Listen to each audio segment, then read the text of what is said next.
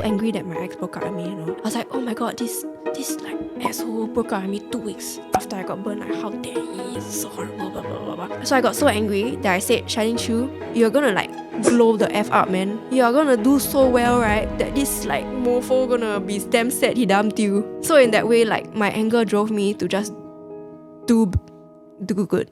And so I did. Hey friends, welcome to the Creator in Progress podcast. I'm your host, Jamie Lim. Each episode will bring you inspiring stories and practical advice from both successful and budding creators and entrepreneurs on how they got to where they are today. Our next guest is one of my favorite local content creators. Charlene's journey certainly hasn't been an easy one. A few years back, she suffered a massive burn to her face and has had to heal from it both physically and emotionally. But she's come out of it stronger than ever, and today, Charlene has amassed over 286,000 followers by sharing about her entire journey. We spoke about the many challenges of being a content creator, how we cope with finances, haters. Why are you being emotional on your TikTok? Why would you post that? Like, that's so cringe. And actually that was really, really hurtful. And how we pivot our brand as creators. Well, it boils down to this question, and it's, do you want to live honestly? I want to live honestly. I want to be truthful. That's what I'm gonna be. She's the definition of being real and authentic, and I had so much fun chatting with her, and I know you'll definitely enjoy this conversation. This episode is co-produced by Scape. Okay, I'll dive right into it. So, Okay. I guess before we go into like the proper questions, I always ask my guests this, right? I think it's important to know our past really shaped us as who we are as like people, right? So I'm very curious to know about your backstory. So maybe tell me more a bit about who you are and even who you were before, I guess, the incident, and like how has everything you have experienced, how has it shaped you into the person you are today? All right, so I'm Charlene, and I am a content creator and also a calisthenics coach. Anyone who doesn't know what that is, it's like gymnastics, body weight training. But I've just recently become a full-time content creator. Yay! And I guess I'm known for sharing my burns recovery online, and I guess that's how I gain a following.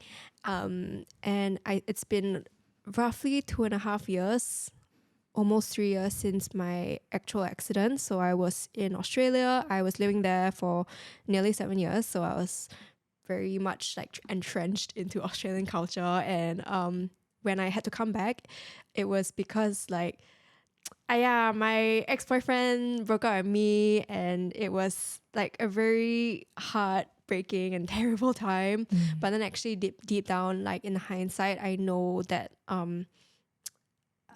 it's gonna sound bad, but it needed to happen because I was living in a way that I know I didn't want to, because by the time like my mental health was really, really bad, and it was affecting me and all the people close to me. And yeah, I just wanted like this chapter of me to die away, and I guess it literally just like changed overnight. So I had to come back to Singapore, and then that's when I guess I had no friends. I had nothing to do. I was recovering from this injury. So I started to document on TikTok because my friend said I should. And I thought like, it's just some platform. Nobody follows me. Then from then I went viral. And because TikTok back then was still a very new platform, I think they were pushing creators out, and that's how I gained a following. And then so the media started approaching me, so there was like Mothership and then magazines, and all of a sudden I guess I became an influencer. Yes, so I guess that's the context. Yes. Was it because of the burns incident then you decided, okay, I think I should come back, or it was already in the works that I feel like I should come back? No, so I was doing my master's degree, doing an MBA, and then I got burned around my exam time. Oh shit. Yeah, so I was like, actually, can you give me like 2-3 more weeks extension? And then I finished my exams in the hospital. Yeah. I came back because I didn't have anyone else to take care of me. I mean, you can't rely on your friends to bring you to the hospital all the time. And I didn't want to burden anyone. And it was also the peak of COVID. So like everything was so confused and crazy. Then my parents just said, you just have to come back lah. Like there's no other way for you. Yeah. You know. I didn't know you studied there for 7 years because I studied for 7 years in Perth also. Ah, really? Yeah, so Oh my gosh. I understand what you mean by the Aussie lifestyle. It's very different from Singapore. Not so hectic. I feel like they prioritize like mental health, or they prioritize like family first also. Like you know, they always cut off like at 5, right? Yeah. At 5 is like okay, goodbye. Yes. Work can wait, that sort of thing. Which Yes. I guess in Asian culture is always very frowned upon. Yeah, I know, right? Yeah, and coming back to Singapore, then it's like you are immersed back into that, and it's like a culture shock essentially. It is, but I feel very lucky and blessed because I learned all about you know, in Australia they are very into like inner work, inner child work, therapy, mental health. They're very open about it. So that's where I learned all of this mental health related practices. So in a way, I've gained a toolbox of things I can use or implement when I feel like very overwhelmed with my whatever I'm facing with in terms of my burns recovery. Because obviously, like recovering from an injury for like 2 years is not easy. And I just feel very, very lucky that I had my time abroad. Like in a way, like I had my fun ready. So what happened, and like how did it happen? I guess. Okay. Wow. Okay. What happened? I was just cooking one day with my ex-boyfriend. We were like frying donuts. Like, I mean, it's funny now, lah. Like, I'm glad I can laugh at it. But we were deep frying, and oil actually heats up to about like 300 degrees Celsius, so like 3 times your boiling water. And so like I finished making already, then like because it was meant to be like a date night activity, so like we were like haha, yeah, making donuts, and then I make mine, then I go to the sofa to watch Netflix because our kitchen and like living is the same floor. Then he makes his, and then he forgot to turn the stove off. Okay. So obviously the thing keeps on heating up, and then like there's smoke in the house over the course of like 30 minutes. And then I obviously freak out because Taro, my dog, was only a puppy, and then I went like, oh my gosh. Then I took the pot, and then like I put it in the sink, and then like booms because there was water in the sink. Yes. I see. Okay. Actually, like I turned the faucet on lah. Okay. Yeah. So, Yeah, but a lot of people like give me shit for it, so I just like stopped saying it entirely. Like I stopped talking about it like online because like people can't give me shit for it. And sorry, am I so? Can I it's say okay. shit? It's okay. So I just felt like, yeah, I just didn't want to like say it anymore. Okay. But I mean, if anyone can learn from my mistake, then okay, go for it. You know. Yeah. No, I mean, honestly, if you didn't help me, like until the point you told me about it last year, right? Yeah. I wouldn't have known not to throw water onto like oil or something. I mean, to me, it's like fire, water. Yeah, exactly. Yeah. No, that was me also. Like fire, smoke equals water. Yeah. So yeah, and then of course, like whatever that ensued was very horrible. And I have actually like really good stories from that night. Yeah. I remember every single person that like helped me in that incident, including the paramedic who like held my hand for 1 hour in the hospital. Yeah. I mean, it must have been just super traumatizing and all that, and so painful. And I mean, to this day, you're still going for like laser surgeries, right? For the skin graft to recover. Is that right? It's recovered already, so it's like a scar, but scars are forever. They don't. You will never revert back to like your usual skin before. But I went through extensive lasering for 2 years lah. Until like my doctors got annoyed with me. Then I was like, okay, you don't laser me, I go to another doctor. So I went private in the end. I see. Because I was so determined to just not like disturb other people to go and laser me, of course, but I was determined to, I guess, be the best version of myself. And I knew that like I didn't want to limit myself. Yeah. So of course, like that was really hard lah. And I still now go for occasional medical checkups because my skin is very thin from steroids, and the skin, like parts of my face, is actually filled up with hyaluronic acid. Oh. Yeah, otherwise there's like a literal dent there. What is I don't even know how to pronounce it. Hyaluronic. Hyaluronic acid. Hyaluronic acid. Yes, it's just a filler lah. I see. Yeah, like Okay. because there were like holes forming on my face. Oh. Yeah, so at some point I have to do permanent fat transfers. I was going to say, how come they don't just use your fats? Because like people use that for fillers also. Yes, right? yes. At some point I have to do it. Yes, Okay. but it's okay. Yeah. Oh, it really sounds very just very traumatic, you know. Like I'm so sorry you had to kind of go through all. It's okay. But it's like I'm sitting here talking to you, having a nice time, and a lot of good things happen out of it also. So we just grow from it. Yeah. Yeah.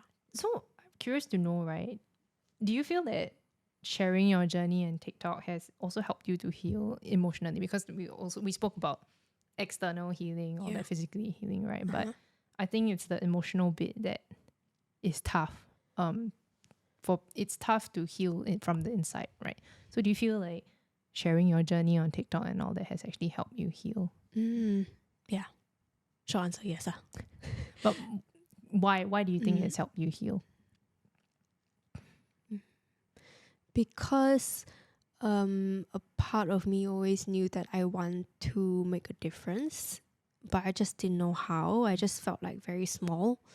And I guess TikTok gave me a voice, a platform to share with people. And you don't need followers to make people listen. I was more outspoken back in the day before, money got involved. I'm going to be very frank. And even the way I spoke was different. You know, when you live in Australia for like 7 years, of course you're not going to la lolly everywhere, right? Yeah. and so like, I felt, looking back at these videos, right, I was just talking myself the other day. I just think, wow, I'm really quite amazing. Like I just really say whatever I wanted to say, however I really felt, and I'm someone who feels very deeply. I really want to help other people. Like I care for people so much, even if like I don't know that person. I just care a lot because I feel that we're all connected. You know, we're connected to each other. We're connected to nature, to God, whether you believe or not. So it really made me feel like I was making a meaningful impact, because then people would comment things like, oh wow, this just saved me from wanting to unalive myself, or I'm also going through something like that, and you make me want to go on with life, and that's very meaningful, right? Yeah. You never know what, like how your content can help people. Exactly. I mean, seem quite like menial to you, but it's actually amazing to someone else. Right. Have you had that experience also? Yeah. I mean, maybe not so life-changing, but you never know. I guess because my content was all about educational stuff, right? So I think with like resume tips and stuff, I created the content for a younger version of me, basically. Aww. I was very lost the first time around I did it. When I went back to look at my old CV, I was like, what is this? So I was like, since, because I used to work at Google, so I have all this experience and all this knowledge, and I'm like, how can I help people? And when I was in Google, of course, we have workshops where we can help people one by one, right? How do you improve your CV and stuff? But with content, what I love about it is that it's scalable. Yeah. And I just have to do it once, and I can impact so many people. Yes. So I love that part of it. And I just put a template there. I'm like, watch the video, use the template, go for it. That sort of thing. So I like that. I love how the way you approach it is so logical and structural and so great. Like I don't have that part of me, No, I mean I also learned all this from exactly. Like Google, working in Google and all that. Yeah. And I think watching other YouTubers, like how they operate, how they help people. So it's really cool. Like I watch some of the top YouTubers nowadays, like not say Mr. Beast lah, but like Yes Theory. I don't know if you've ever heard I know of Yes them. Theory. Yes. Yeah, like they're doing even Mr. Beast actually. They're doing all these big things, right? But they're still impacting people. They're still helping people in their ways. Yeah. So eventually, if I can ever be like that, wow, I'll be super happy. If my work can help people and impact people, I think that is a win for me. Yeah. And same for you. Like what you're doing is you're helping people at scale. I actually am I deviating or like talking no too much? Just talk. Don't worry. I actually was struggling with follower count for like a year. Okay, that's damn long. And I kept on, like I was telling you just now that I haven't grown in numbers.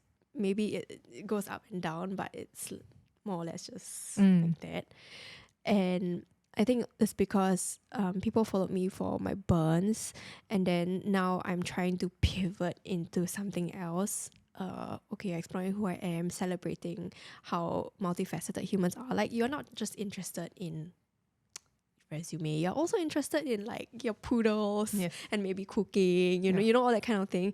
And I want to explore that part of me. And I think it's been hard because when you start deviating from your usual content, right, then wow, the numbers suddenly go down, and then you just think, oh no, what's wrong?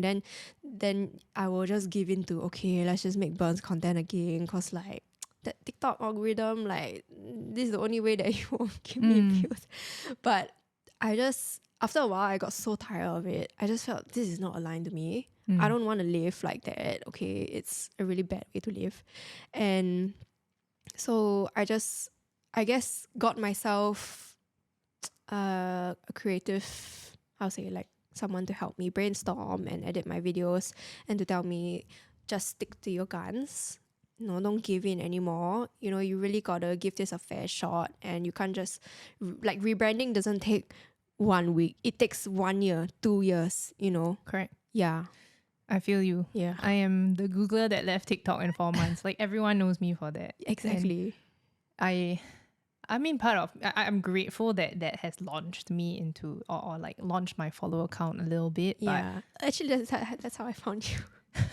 The YouTube video. Yeah. So, I mean, well, it's a good like starting Launchpad, point. yeah. I would like to, I'm also trying to pivot away from like career and all. I'm trying to pivot a little bit more into self-development and all, like these kind of conversations with like people and like entrepreneurship and like the future of work. So I'm trying to move in this direction. But yeah, you're right. It does take a lot of time. It does. But I feel like I also realized that rather than hyper focusing on the numbers, I mean, of course, everyone wants big numbers. I realized that there are also cons to having lots and lots of followers.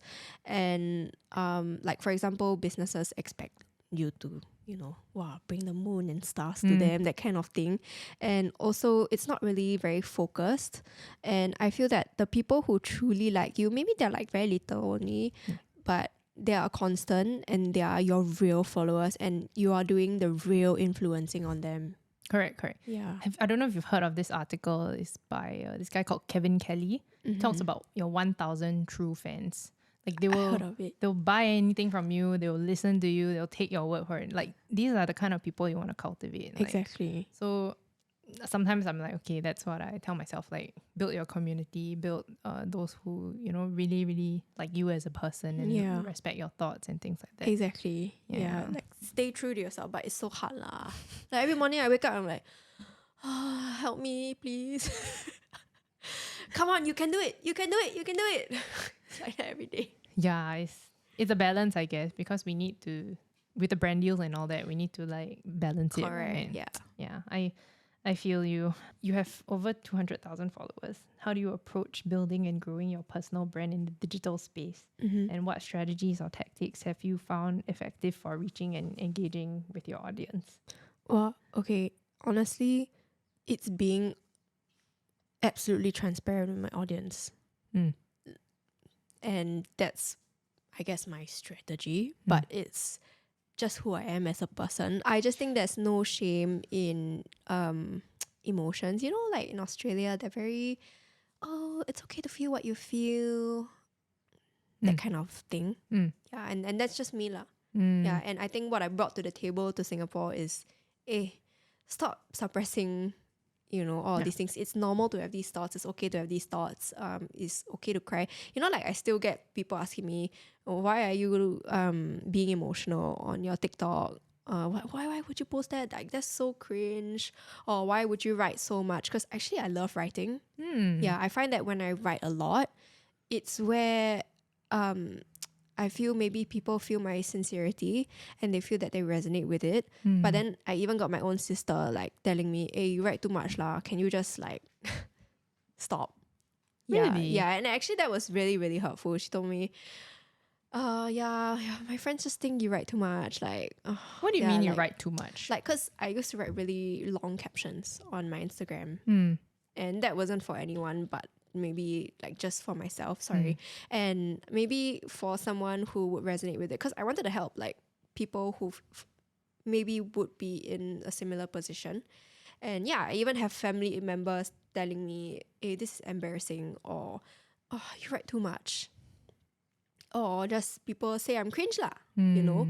But as sad as it is, I think deep down I know that it's going to find the right people. I know that my job is not to speak to the masses. My job is to speak to a very small group of people, you know, who will understand and who will take away what I'm actually trying to say to them. Yeah. And that's like, maybe if they feel alone, letting them feel that, hey, someone else actually has like compassion and empathy for you. Yeah. And whatever you're going through is okay. And like, you're strong, you can get through it. I think don't worry so much. Like, I've never found that you have wrote a lot. I mean, at a point of time, that was like a TikTok thing, right? You do like some background thing and then you do like, and then, you know, the words come out, or like you just have a long caption and then you're doing something. Yeah. Yeah, but that is a trend and all that, right? And like, I think just don't, it's hard, but like, yeah, don't worry so much about what people say, right? I don't anymore. I mean, of course, sometimes I'm like, oh, but she said that. I'm like, okay. But like, who's making the cash? Me, not my sister. Yeah. Especially if they're close to you. Yeah, and now she comes to me for advice. So I'm like, okay, who's laughing now? Okay. So when you're like trying to do something different, people are going to laugh at you. People are going to talk crap about you. But anyway, like to answer your question, also I think that to just ride the wave, because like after doing this for almost 3 years, I realized that the trend always changes. So like maybe the first trend in the beginning, it was, oh, you need to use trending audios. Then after that, it was not about trending audios. It was about original voice. And then after that, it was about uploading, I don't know how many times a day, blah, blah, blah. And then now it's about, oh, you don't have to have a big audience to make a big difference. Oh, I made $500,000 from having 3,000 followers. You don't need to have a big... After a while, I just told myself, you know what? I'm just going to do what I want to do. And also, this is like an insider tip. After working with lots of big brands and like their parent companies, I keep on asking them the same question. Like, actually, like, why do you choose these people? Why do you choose these people to collaborate with? And they always say frankly, it's not about like your follower count. It's about your engagement with your followers. It's about the story you tell. It's like, how to say it? Like what you stand for. Yes. Yeah. Your values. Yeah, exactly. So I just went on a brand trip, for example, and you know, there are people who have less than 10K followers and they're coming on a huge brand trip. And it's because they stand for something, you know, people like you as a person. So I just realized I don't need to like have 1 million followers to make a difference and to make a living. Yeah. I agree. I actually agree with that. Like, but if you want brand deals, like you said, I think just now, right? Companies look at follower count is still a metric they look at. I mean, you'll probably be able to earn more money if you have more followers. But I'm just saying that don't just look at follower count, right? And also, what you stand for will set you apart. Let's talk finances. Okay. I love money. Firstly, I'm very interested to know, how do you navigate the financial instability that often comes with being a creator? Especially, I know you're juggling you mentioned I you stopped were... lah. Oh, okay. I paused. So you're a calisthenic coach, but you paused for a bit. Yeah. But also you're doing brand deals and stuff. Like, did you ever work in the corporate world? No. I was an intern. But then, you know, I freaking like sleep in the toilet.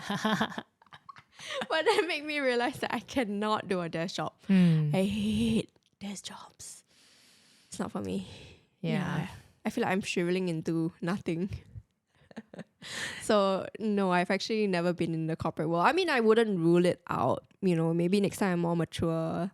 Then if I don't want to be creator anymore, like I would never rule anything out. I have an open mind towards everything. But no, for now I don't want. Okay. No, I think it's good. Yeah. Explore while you're young. Yes. I mean, either way is not bad. Like for It's me, not. I was in the corporate world for 10 years, right? I have regrets. I don't have regrets. I don't have regrets because I think I learned a lot of things during that 10 years that helped me do what I want to do now.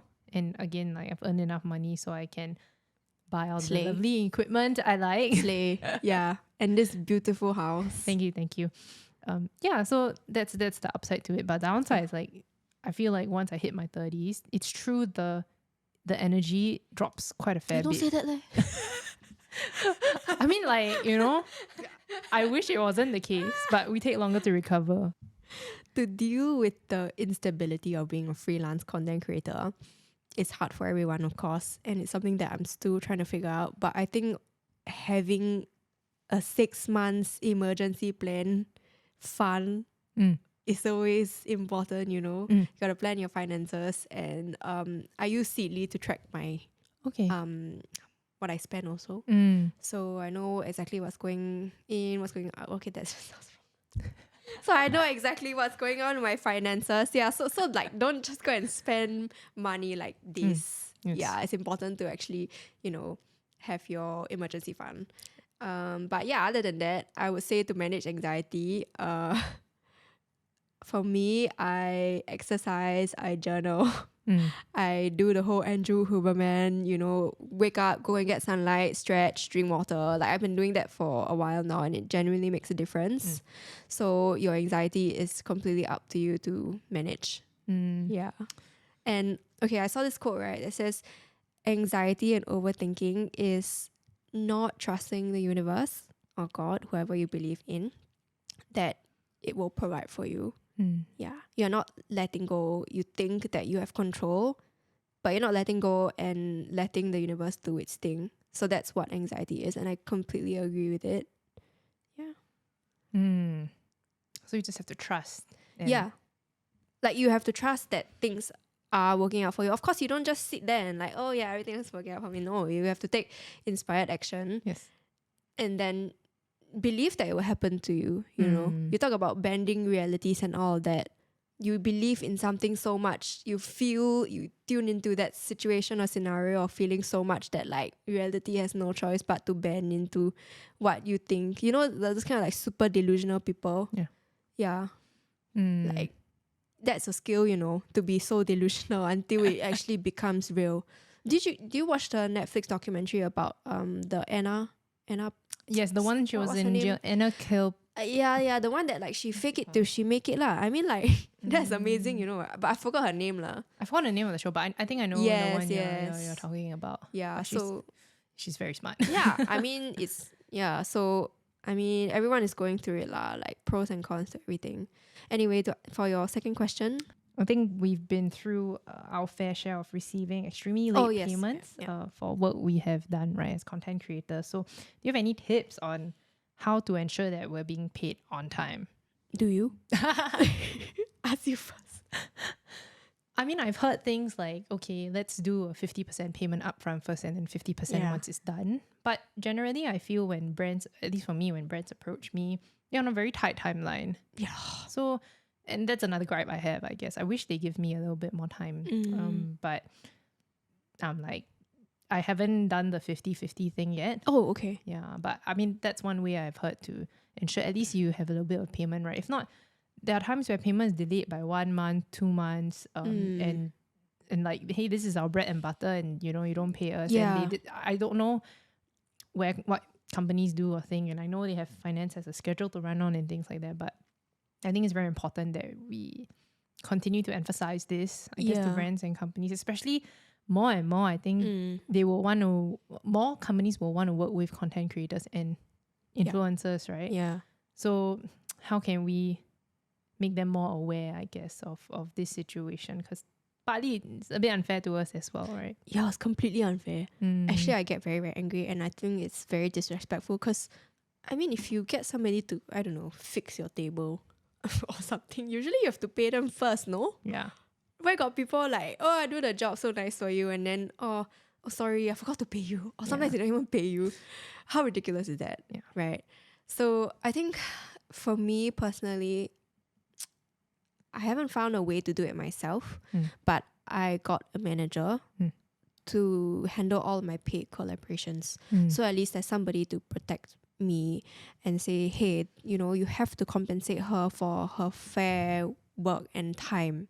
And she is a professional and expert in this area, so she knows, okay, you know what, if you ask for, let's say, a 3-hour shoot and your shoot goes on for another 1 hour, you have to pay her for that.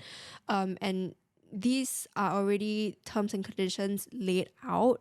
So I would say make your terms and conditions really clear even before starting the work. And I think the 50% deposit thing is like really important. So maybe I find that some more brands are inclined to pay the 50% first in the past 2 years.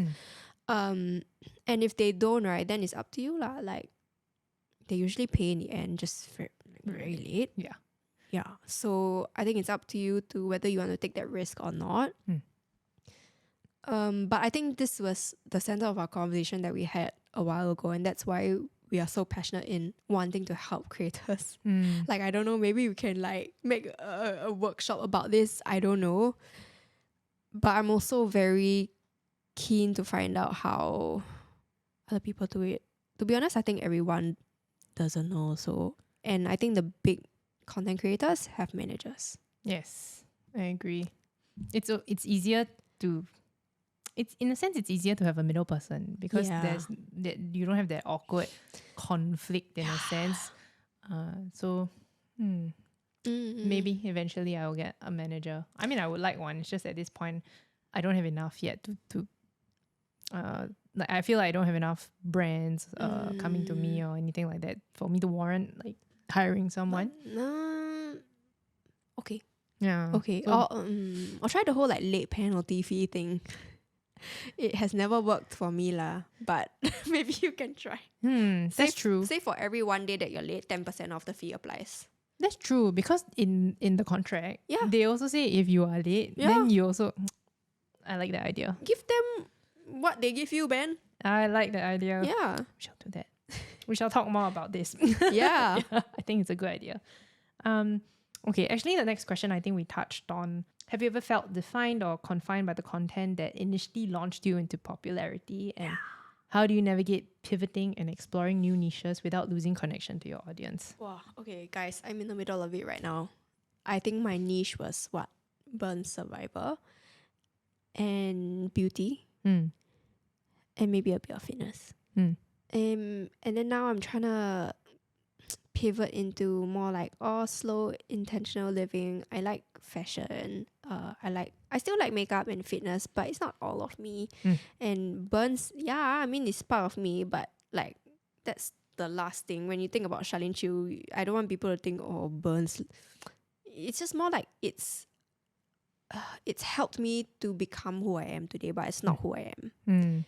Yeah. So right now I'm in this transition and I'm actually in a very difficult phase where it's great. I feel amazing. It's very weird because I feel very excited to create content yet extremely anxious. And I realized that I can hold both emotions, although they're very contrasting, you know. One's very positive, one's quite negative. But I realized they can coexist for some reason.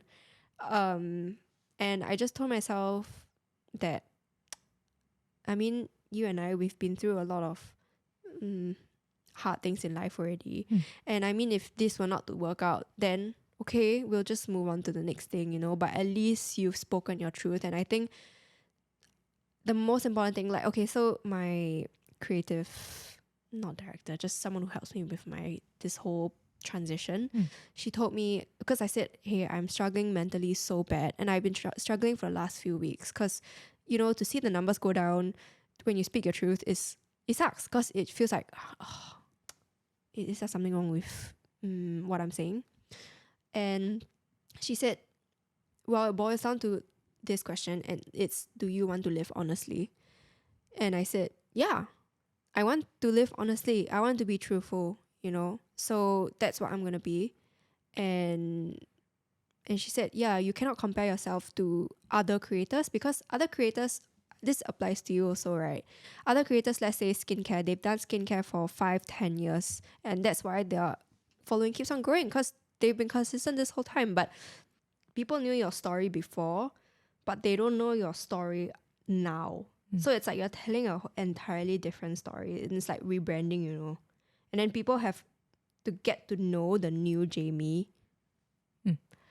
And there are people who are going to leave because they think, oh, I don't align with the new Jamie.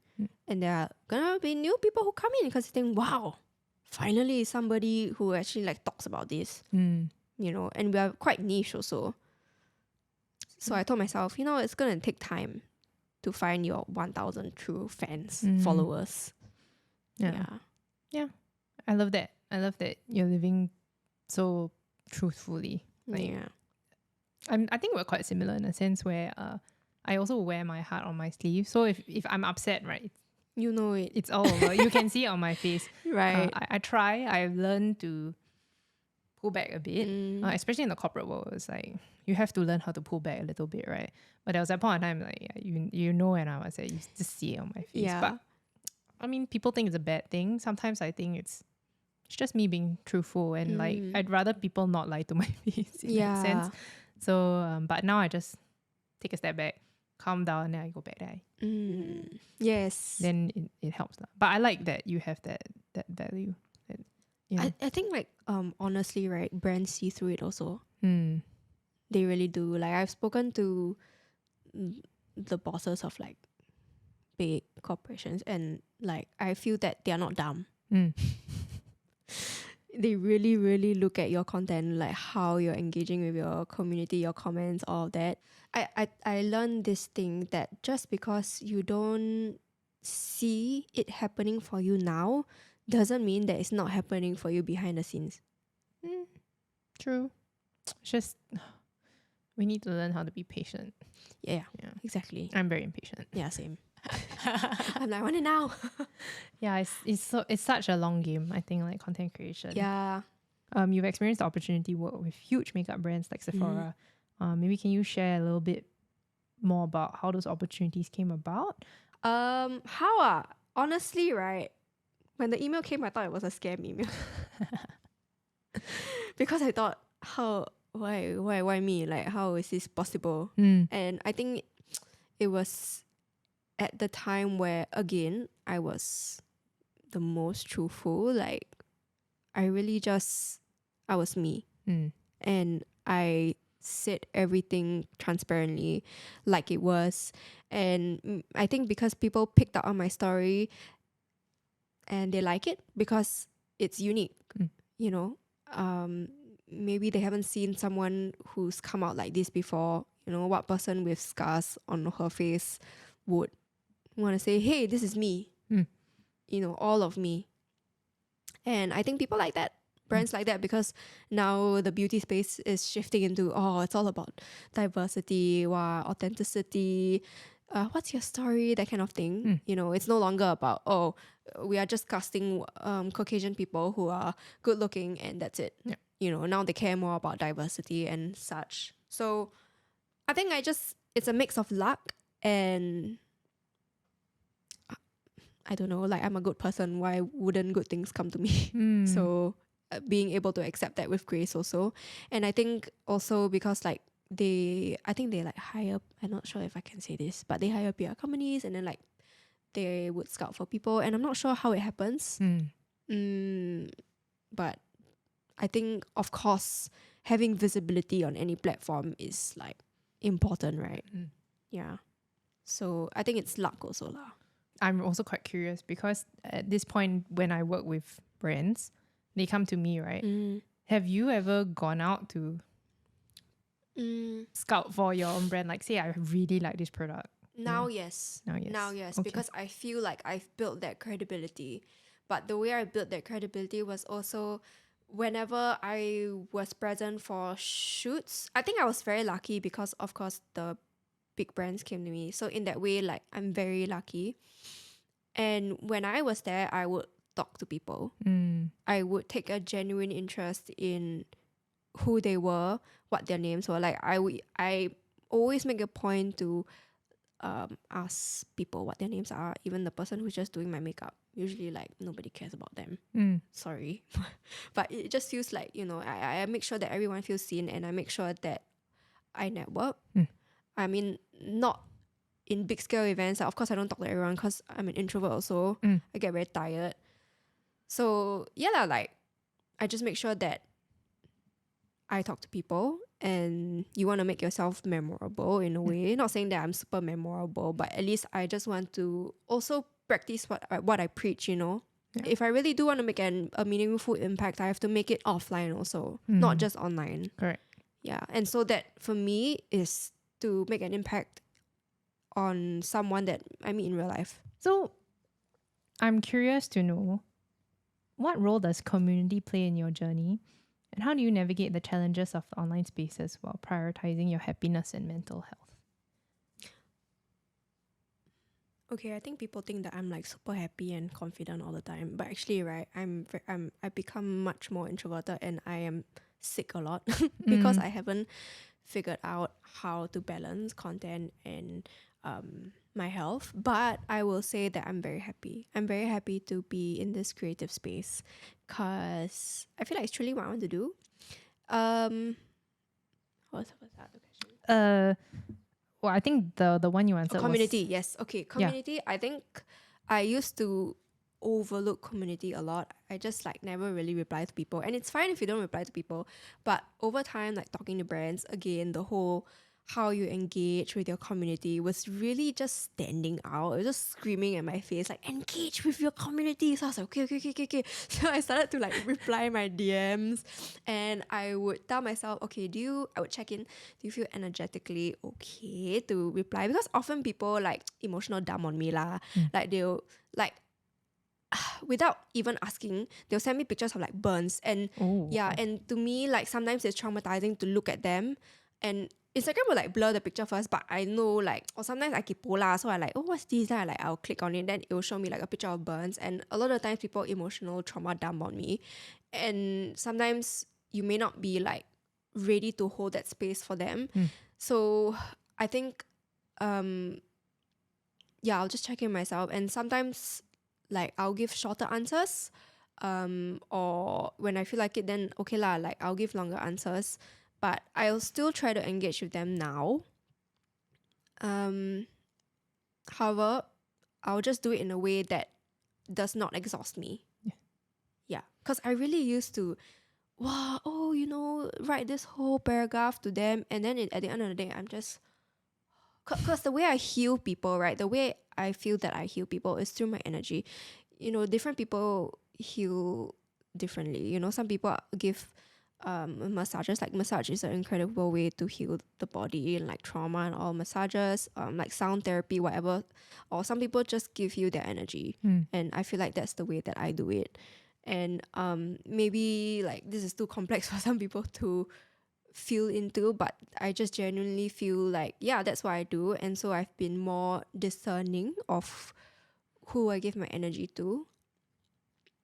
And yeah, I will engage, but I will give myself, let's say, a set time. Okay, Instagram, 8 p.m, I will log in on my computer, and I will reply to however many comments I can.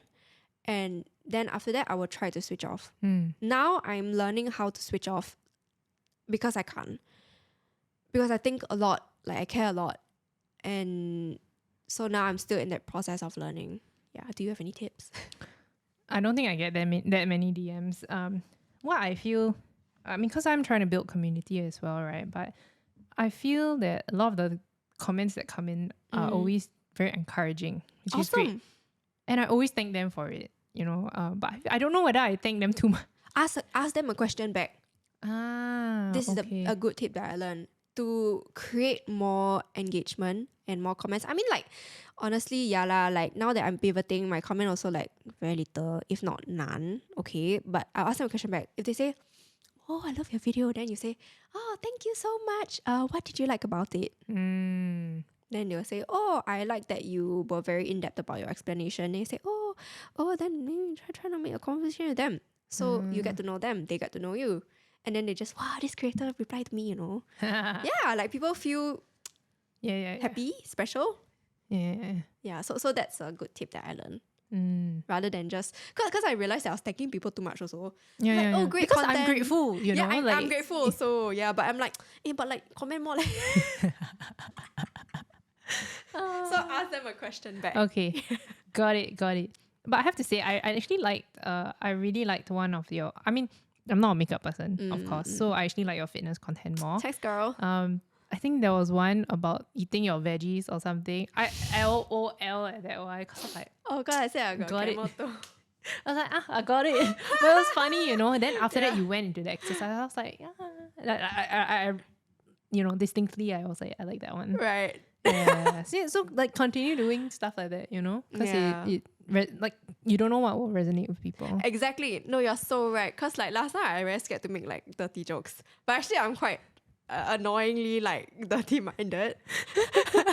so I was like, well, brands like think this is weird. Then I just like, come on lah. Like, other creators, nowadays the younger people, they're so outspoken. I'm like, well, if this guy can like go around shouting like dicks and about all this stuff, then why can't I make this joke? So I mean, like you said, you never know what people resonate with. Correct. Like they'll find you funny or something, Yeah. So it goes back to just be true to yourself. Exactly. So I call this the depth quest because I don't have a proper, like a nicer name for it. So if you can come up with a nicer name for it. It's a nice name. So basically, there are 54 blocks in this. So whatever there's a number that's on each block lah. So I have prepared some questions here. So whatever number you pull out here, it will correspond to a question. I love that. That's so creative. Okay. And it's generally a deep question. Okay, Therefore, I love it. Depth quest. So got it. Go for it, and I need to find the questions. What if I'm damn lame and I just take like the top one? No. Okay. Oh shit. This is so. Go. Okay. Oh my. Okay, flip it. 7. 7. Is it 7 or 1? 7. Okay. Okay. Oh wow. Which we may have covered before, but what has been your most significant experience of loss or grief? And how did you find healing and resilience? It's the loss of self, the loss of someone I was very close to, and the loss of a home. So these 3 happened at the same time in like November 2020. Like my life just suddenly changed, and I think it was so crazy for me that I was in survival mode for 2 years plus. Like I only recently am starting to come out of it, and you don't realize when you're living in that state. And then when then you think, oh, I'm so exhausted, because you've been like running on this crazy car for like so long. Yeah, so that was the deepest grief I felt. Of course, like when you burn your face as a woman, it's I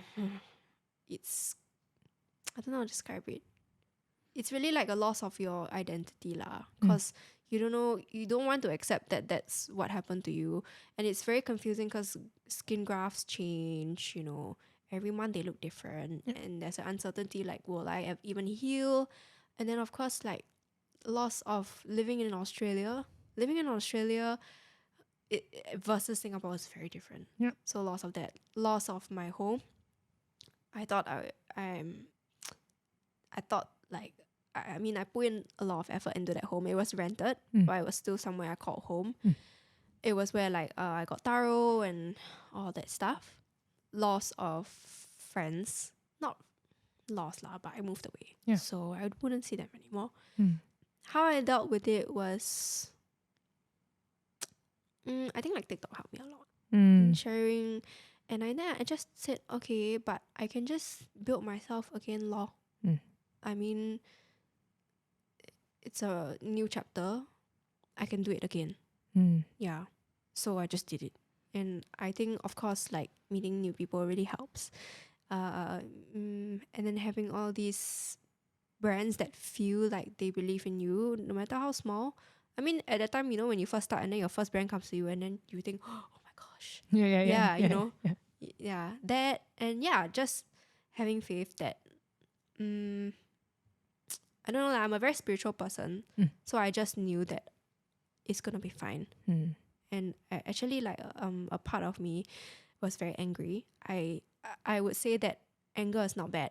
Anger really propelled me to want to do better, because I was so angry that my ex broke up with me, you know. I was like, oh my god, this like asshole broke up with me 2 weeks after I got burned. Like, how dare he? It's so horrible, blah blah blah blah. So I got so angry that I said, Charlene Chu, you're gonna like glow the F up, man. You're gonna do so well, right? That this like mofo gonna be damn sad he dumped you. So in that way, like, my anger drove me to just do good. And so I did. Yeah, so I just want anyone to know also that, like, anger isn't all bad. Anger inspires revolutions and like riots, because people stand up for themselves. Yes. And so, like, that's how we got to women rights, you know, LGBT rights, Yes. because people are angry. Yeah. I like that. Yeah. Using anger to like your advantage in that sense. Exactly. And in a good way. In a good way, in like a meaningful way that's going to help you and other people. Yeah, I mean, the whole thing is it's just very traumatizing on its own. Like, not only physically, I think emotionally is probably worse. Yeah, right? of course, yeah. Yeah, And then it's worse when people invalidate you. Or even people now who invalidate me, I'm just like, it's so sad that you cannot understand the depths of like grief. Yeah. Because people can only meet you as deeply as they've met themselves. Yeah. You know, so Sometimes I don't understand why people are so mean on the internet. Because I'm like, what did we ever do to you? I know. Like, and it's so hurtful, you know. Yeah. What did you get hate comments also? Yeah, like the TikTok video had a lot of comments like, oh, like, yeah, you deserve to, maybe you were fired, or maybe you just deserve, I don't know, like, you know, these kind of things. But I'm like, I'm just sharing my experience. Not like I offended you in any way. So why do you have so much anger towards me? Do you feel very hurt? I think split second, yes. But I learned this thing from Gary Vaynerchuk. He said, like, the first thing you should really try to do is just have empathy. Like, maybe that person is going through a bad day, you know, so they have no one to like throw their anger out on, you know. So it's okay, just be empathetic. Just return love back. Just say, I hope everything's okay on your side, and you know, you have a good day lah. Because no one, if I'm not an angry person, I don't have anything going in my life, I probably wouldn't randomly watch this video and like say mean things to you, you know? So right. Yeah, and I was like, you know, I'm just going to go with that. Of course, the first split second is always like, you know, but after that, I'm like, calm down. Just don't take it personally. If it's constructive feedback, I will take it and I'll be grateful for it. Yes. But if it's kind of mean things, I'm like, why? I shouldn't let it get me down. Yeah. Exactly. Yeah. But actually, the empathy route, right? I'm like, you know what? I'm going to stop giving empathy to these little annoying people, because I just straight away block now. Yeah. Then I block also. I block and I remove comment because it doesn't make me feel good. Exactly. And if you don't want to see my content, then I don't need you on my channel. Yeah, also. exactly. Yeah. But it can get really hurtful lah. Yeah. Okay. Block. So last question. Any advice you would like to share with our listeners, especially those who aspire to start creating content?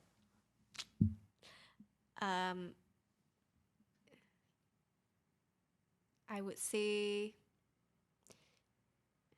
number one, do not ever be afraid to charge more if you think that that is what you are worth. Okay, because chances are, like, brands do have the budget. You just maybe don't know how to fight for it yet. Number two, keep learning. Okay, and number three, live honestly. Yeah, I love it. Yes, I think that is the best advice that anyone has given me, and you have to make that decision, you know. Yeah. That's it. We're done. I hope I gave good answers. Yeah, thanks Charlene. Like, I think I always have a good conversation with you, whether it's online, offline, whatnot. Yes. But I think I learned a lot from you today, and like, you know, I love your values in terms of like you always live so honestly. Like I like that piece of advice, live honestly. Because you're always so true to yourself, and I feel it. Try. I feel it. You know, like feel the vibes and stuff, right? And it's such a good feeling, and I think people can really really learn from that. And not only that, right? Your journey through healing, and like having that grit, that resilience to kind of just go through everything, and you're still so positive, so happy, and like, you know, Of course, not all the time. yeah, but you know what I mean, but when general, you in general you don't meet someone right? Yeah, not like those haters. But yeah, I love having like conversations with you. So like, thank you for taking the time. Of course. Yeah, I really appreciate you. And Yes. Thank you. yeah. Thank you for holding the space for me also. It's not easy talking about all these kind of things. Thank you for like being vulnerable also Of with us, and course. aw, Chewy is very happy. She's so cute. Hi. All right, Okay. so thank you. Wrapping up. Oh, Thank you. Yeah. before what? we wrap up, where can our listeners find you Oh online? yes. You can find me on Instagram, Charlene Chew, CharleneChew, like Chewy. And TikTok is Charlene Chew 3005. Wow, she knows better than me. Yes, but why 3005? That was my birthday, 30th of May. Yeah. When's your birthday? 17th August. I'm a Leo. Oh, ooh, they say Leos and Geminis make good friends. Yeah. And I have YouTube also. It's just Charlene Chew. Oh yeah, you're trying to grow YouTube. Not grow lah. I just like post for fun. I Oh, don't have any hopes for it. But not bad. You have like 2 point something followers already. Yeah, 2.k. because of something. like mothership and stuff. Cat. Okay, we end. Alright.